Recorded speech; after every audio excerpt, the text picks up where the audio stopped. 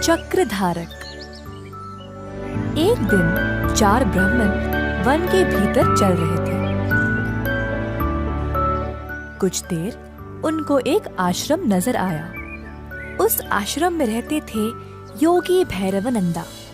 चारों ब्राह्मण उस आश्रम की ओर गए। योगी जी बाहर निकलकर पूछे, कौन हो तुम लोग और यहाँ क्यों आए हो? गुरुजी, हमने आपकी अनोखी शक्तियों के बारे में सुना है। आपसे मिलकर हम धन्य हुए। क्या आप हमें भी अपने चमत्कार दिखाएंगे? ये ब्राह्मण अच्छे इरादे से यहाँ आए हैं। मुझे इनकी सहायता करनी चाहिए। योगी जी आश्रम के अंदर गए और 4 बेलचे लाकर ब्राह्मणों को सौंप दिया। ये बेलचे ले जाओ।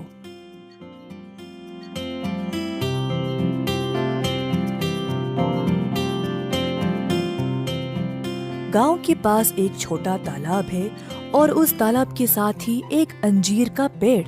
उस पेड़ के पास जो लाल मिट्टी है उसे खोदो और अपना भाग्य आजमाओ। ब्राह्मणों बेलचे लेकर उसी स्थान पर आ पहुंचे।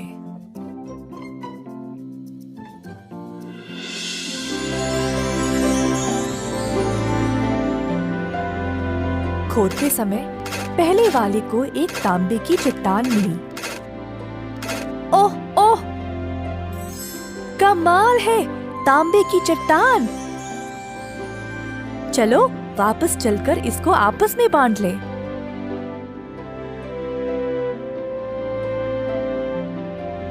अरे नहीं, हमें सोना चाहिए और जब तक ना मिले खोदते रहेंगे। तुम चाहो तो वापस जा सकते हो। पहला ब्राह्मण संतुष्ट था तो वो वापस चला गया।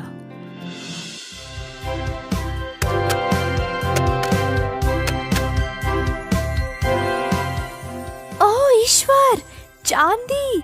मैं बहुत भाग्यशाली हूँ। चलो इसको आपस में बांट ले। शायद योगी जी इसी खजाने के बारे में बात कर रहे थे।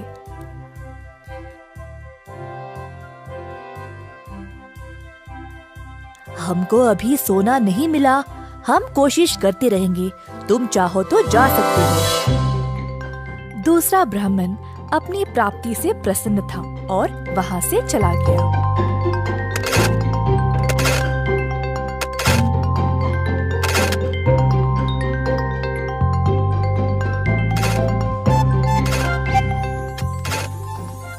देखो, सोना मिल गया।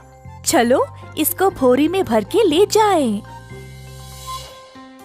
अरे ना ना, लगता है ये कोई विशेष जगह है। पहले तांबा, फिर चांदी, फिर सोना। अगर मैं और कोशिश करूं तो शायद मुझे हीरे मिल जाए। तुम जा सकते हो, मैं हीरे लेके ही वापस आऊंगा। इतने लालची भी मत बनो। अब अंत में कुछ नहीं मिलेगा। हमको इतना सब कुछ तो मिला है पहले ही। चलो चलते हैं। ना, मैं तो हीरे लेके ही आऊंगा, देख लेना। चौथा ब्राह्मण खोदता ही रहा। थक गया और देर भी हो चुकी थी, परंतु ब्राह्मण ने खोदना बंद नहीं किया।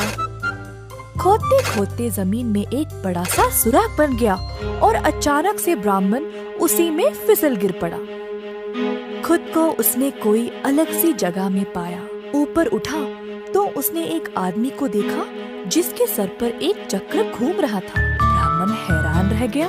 तुम कौन हो और यहाँ क्या कर रहे हो? और ये तुम्हारे सर पर चक्र क्या है? ब्राह्मण के ऐसा पूछते ही वो चक्र अब उसी के सर पर आ गया और घूमने लगा। ये क्या है? इस चक्र को मुझसे दूर करो। मैं कुछ नहीं कर सकता, ये सब ईश्वर के हाथ में है। इधर लालची लोग गिरते हैं। अब तुमको इस खजाने की रक्षा करनी पड़ेगी। तुम्हें ना भूख होगी ना प्यास और ना ही तुम्हारी उम्र बढ़ेगी। मृत्यु से भी मुक्त जीवित रहोगे। पहले ये बताओ मैं इस चक्र से मुक्त कैसे हो जाऊं? लालची लोग जब ज्यादा खोदने लगते हैं तो वे इधर गिर पड़ते हैं। कोई और तुम्हारी तरह इधर गिरेगा? अरे नहीं, इतनी बड़ी जिम्मेदारी, मैं इस चक्र का भार बर्दाश्त नहीं कर सकता। ये कब से तुम्हारे सिर पर था? नहीं पता। मैं कई वर्ष पहले यहाँ आया था जब महाराज राम का राज चल रहा था। मुझे तांबा, चांदी और सोना भी मिला, परंतु हीरों की लालच में मैं भी फिसल गिर पड़ा। बस मेरे पास बोलने के लिए और कुछ नहीं है।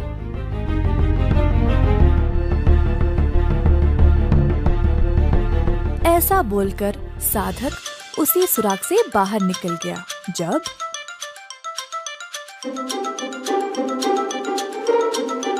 वो तो यही खोद रहा था, पता नहीं कहाँ रह गया।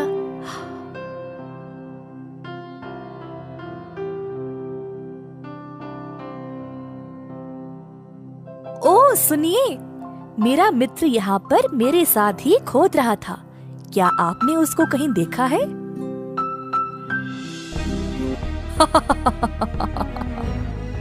साधक हंसने लगा और तीसरे ब्राह्मण को सारी घटना सुनाई।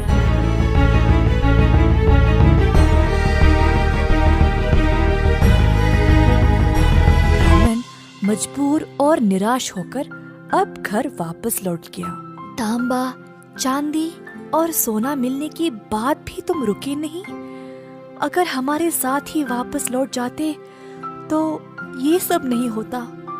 मुझे माफ कर दो दोस्त, अब मैं तुम्हारी कोई सहायता नहीं कर सकता।